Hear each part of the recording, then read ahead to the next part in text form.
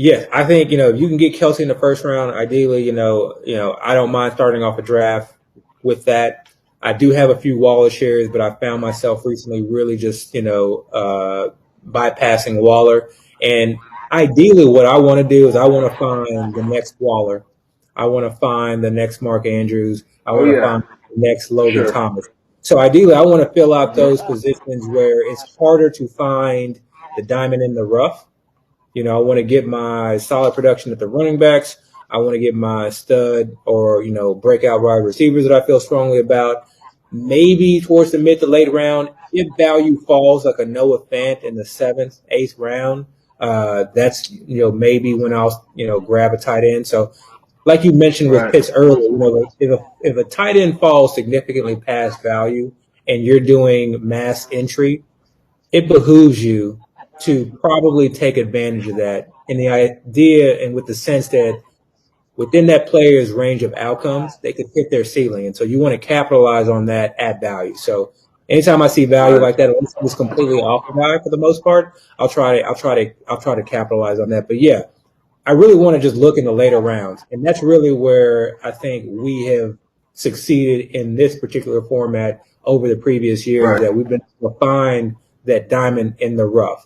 So we're going to talk Right. much more extensively about tight ends in the future and try and really highlight and showcase, 3 to 4 tight ends on the upcoming shows, maybe from week to week. That way we can give you guys a good perspective on how we value and where we're drafting, or if we're drafting said tight end. We talked about Kelsey and Waller. Those were obvious layups today. But we are going to leave you with, again, Dayo's sleeper tight end. Give it to us. Oh man. So I'm not even gonna be bashful. I'm not even gonna give just one. I'm gonna throw out three names out there. Three Um, names. Hold up. two. Wait. 3 names. I'm gonna throw out three. I'm gonna throw out three. Okay. Two of them you could probably say are sleepers. One of them Yeah. is not a sleeper at all. He's definitely Okay. being drafted.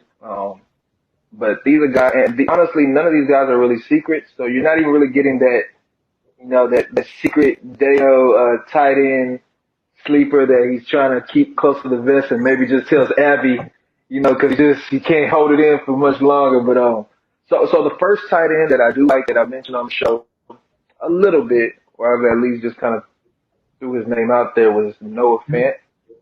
Okay. I'm a big Noah Fant guy. Reason being, last year, second half of the season, while Drew Lock was having all those struggles, he was always trying to make plays downfield, and he threw interceptions, just made these dumb mistakes. I do recall seeing an article where the coaches said they were trying to have Drew Lock focus on more so the intermediate or short range Mhm. um, passing game, and utilize Fant, because remember Fant was a first round pick just Yeah. 2-3 years ago. He has the talent. He has the speed. He's a receiving tight end.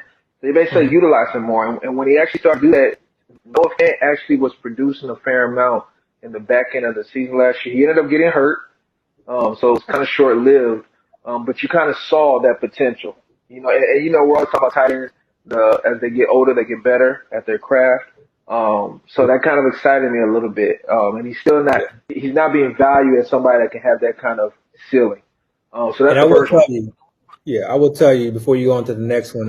He's someone that I think over the recent drafts I found myself drafting and picking up a few shares because, like you said, uh, I'm starting to see him in the mid to late seventh round, and it's just too hard a value to pass on at that point for a guy Right, who can really provide some significant production. He has a talent, right. and Hmm. we all know that in any given moment we may get that Adam Schefter update that that boy Aaron Rodgers may end up That's in. exactly what I was gonna say next. Yep, exactly. Okay, Yep. all right. So who's the next? Who's the next Um, one? so that's the first. So that's the known one. These other two guys are guys that I actually tweeted out from our account. Okay, So people have saw the tweet. So this yeah, is not news. And it's crazy because since I've tweeted it, both of these names have actually been in the news a lot more. So it's not even just secrets anymore. But I do feel like they're being mentioned for good reason. One of them is Tyler Hashtag, Conklin. hashtag right on cue. Right on cue. Yeah, that's Yeah, our we had thing this right there. running So joke. yeah, We had this running joke in our chat that as soon as we start, discussing or going in depth about a certain player or or uh, anything really. coach or literally anything, like it's immediately starts to blow up on Twitter. So we joke around that Yeah, our people get bugged and Twitter yeah. is somehow getting a Some hold kind of of our chat. juju we put out there or something. Yeah, Yeah, yeah. yeah. So with you go ahead and talk about the tight ends, but that was a surreal moment when that happened. So yeah, so you got Tyler Conklin, who's the tight end for the Vikings. Um, some Yep. would consider him the backup tight end. Me personally, I don't, and that kind of goes back to how he played at the end of last year. I was kind of Mhm. watching when Kyle Rudolph went out, how much they were utilizing him. He actually was getting more targets than Irv Smith, and we haven't even mentioned Irv Smith, but Irv Smith is the starter, and he's the one that people are kind of expecting to really make a big jump this year. But again, last year Conklin was getting a lot more playing time. He was getting targeted a lot. For me personally, I tend to like tight ends that are athletic. Mhm. Big is good as well, but also athletic. And Conklin had that profile where it's one of those things where you just get the ball in his hands and he can produce. You know, he's not one of those lumbering tight ends where he just catches it and just quickly gets tackled or he's just slowly Yeah. going up the seam. He's actually somebody that can actually play, if you will. So again, I was kind of high on him last year. Once they got rid of Kyle Rudolph, I kind of was focusing on him a little bit more. Started hearing, that Sigmund Bloom drum beats type thing, kind of hearing his name kind of Yeah. whispered here and there. I was like, okay. And I know you remember the day in the group chat, I just kind of, the morning I just woke up, I said, you know what, I'm ready. Tyler Conklin is my guy, you know what I'm saying? Yeah, so he's one guy I'm looking at. And then the Yeah. other guy is, So let me just say some quick things about Tyler Conklin. So number one, okay. yes, there's no doubt that you were probably the first person that I ever heard even mention the name Tyler Conklin.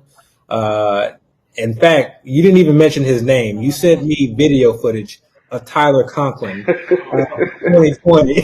I was like, "What are you doing?"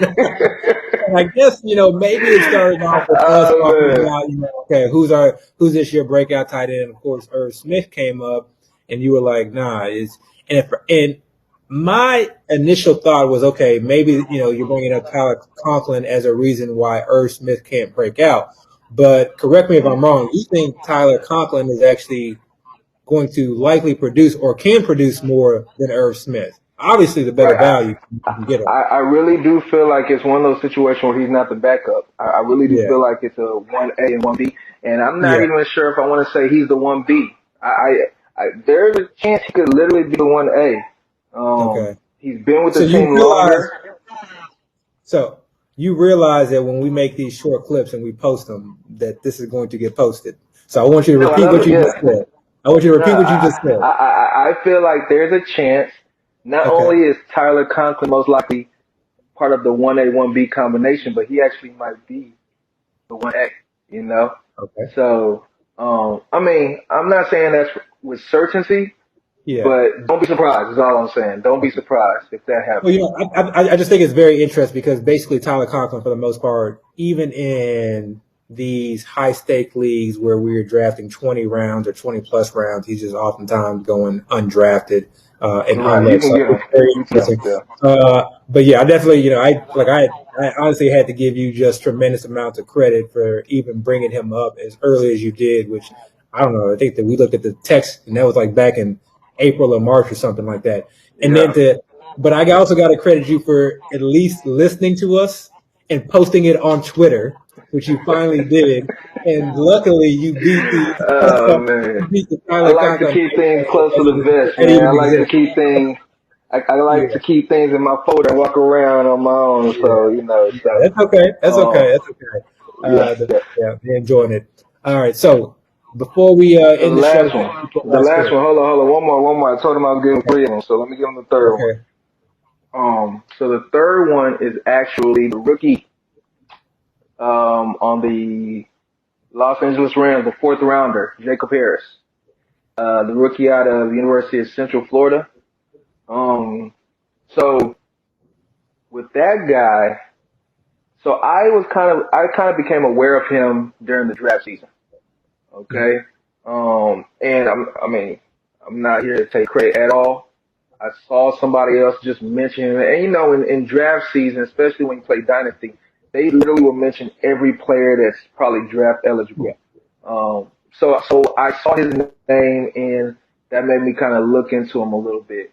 And what I found was, number one, initially he was being talked up as a wide receiver. So I wasn't even looking at him as part of a tight end premium. He was just really just one of the receivers, the large quantity of receivers that were in this draft, that I noticed. One of the things that kind of stuck out specifically with him was his size. Massive human being, Yeah. You're talking Gronk with a little bit more height, Yeah. Um, and again, he was a receiver at the time. And then I started to hear they were considering maybe converting him to tight end. Kind of like the same thing we heard with Chase Claypool last year. Yeah. So I heard Yeah. it, but I wasn't like, okay, again, Yeah. they said that about Chase Claypool last year, and you saw he stayed as a receiver. So, again, I was just kind of just paying attention to him. Now, one thing, and this is a profile or attribute that I didn't really know anything about until this draft season, but there's something called the RAS score, the relative athletic score, or something like that. If I find out, I'll try to have somebody tweet it out in the account. But it basically measures, I guess, on an even playing field, how athletic all the players are in the draft. And they measure by position. And when I was going through my research, with the wide receivers in the current or the most recent draft, Jacob Harris was the number one ranked athletic receiver in the draft. I believe number two was Chase, or Jamar Chase. And there, some other name kind of right after him. But for this guy to be basically an unknown player and to be ranked number one, I started to say, okay, this guy obviously has raw talent, just general, just talent. And, again, one of the things I like to look at in my tight ends, I want the big athletic tight ends. And then on top of all of that, you see the Los Angeles Rams, who didn't have a first round pick. Their first pick was in the second round. They took Tutu Atwell. I don't even remember if they took in the third round, but in the fourth round, they decided to use a draft pick on Jacob Harris. Kind of raise another eyebrow. Like, okay, so he's been noticed. There's a lot of other receivers in this draft that were talked up that weren't drafted in as high as the fourth round, that weren't even drafted. So that was to some extent significant. And then add on top of all of that, you start to see reports of them utilizing him during OTAs. The coach McVay actually kind of saying he's like a special project or whatever. So when you hear all of that, like Sigmund Bloom always says, that's that drum beat you hear. You're just kind of seeing this guy. You're kind of seeing the path of this guy becoming relevant. And our motto, we stay ready so we don't have to get ready. He's the type of player that, just like Conklin, you can get at the end of your draft. And certain things fall a certain way. You'll look up week 4 and he's being utilized as one of the top weapons for the Rams, and he has the athletic ability. So once they get the ball in his hands, who knows what can happen. So that's definitely another sleeper tight end. I just want you to kind of keep in the back of your mind. Yeah. And I think, what you did right there is so important. You took us through the process of how you got from player A to player B. And one thing that we talk about often in our group is we never want to just say I'm on a certain player or I'm high on a certain player. We really don't want to necessarily just list a bunch of points on why you should draft a certain player. We are very interested in the process. How did you get from point A to point B? And I think it's important, that we oftentimes go through that on this podcast. I think we don't necessarily care so much about the time restraints. At this stage, we don't Obviously. worry about, endorsements and having, X period of time. We can really go into deep detail. And Right. how you came about on Jacob Harris, I think is just so important because, again, when you first brought up the name, the initial inclination or the initial thought is to say, oh, they have Tyler Higbee. This is a rookie tight end, completely ignoring it. But going Right. over his athleticism score, going over the fact that he's a wide receiver and a convert tight end, they lost Gerald Everett. Then you talk about the drum beats with the head coaching staff saying it's a special project. And don't minimize Right. the fact that Tyler Higbee was not at OTAs because of whatever injury or for whatever reason. That's just Right. more snaps, more eyes, more experience Mhm. that Jacob Harris, gets throughout that period. So, Yep. like you said, you don't necessarily even have to draft him. But as soon as you're aware of a player like that, if Tyler Higbee goes down, God forbid, with an injury, we never wish injury on anyone, but if he does goes down with an injury, Mhm. you already know and have in the back of your mind, I need to spend a significant amount of fab to try and get Jacob Harris because that is an immediate league winner, Right. given that he can slot into that role, given his athleticism, that he's a wide receiver, and that may just use him as a receiving tight end. That's how we Right. viewed Logan Thomas last year. Logan, I was actually exactly gonna say that's how we did Yeah. Logan Thomas last year. Yeah. So it's not like yes, we ended up drafting a lot of Logan Thomas. We drafted him very late. We Mhm. didn't know how he was going to perform, but we were already aware of him. So we Mhm. didn't see that week one production as this huge outlier. We didn't see that Luke, week one no. production as a That fluke. was confirmation right there. That was That basically was like, okay, exactly, yeah, that was we confirmation. saw And it. so what that allowed us to do is not only feel comfortable in terms of adding even more Logan Thomas, that made me feel comfortable in starting him week 2, week 3, week 4, week 5. So Mhm. I didn't miss out on much production at all with Logan Thomas. In fact, I think I may have even Right. started him in a few leagues week 1 because we were comfortable, because we had gone through the process, we understood, and had taken a deep dive in that particular player. We were already ready.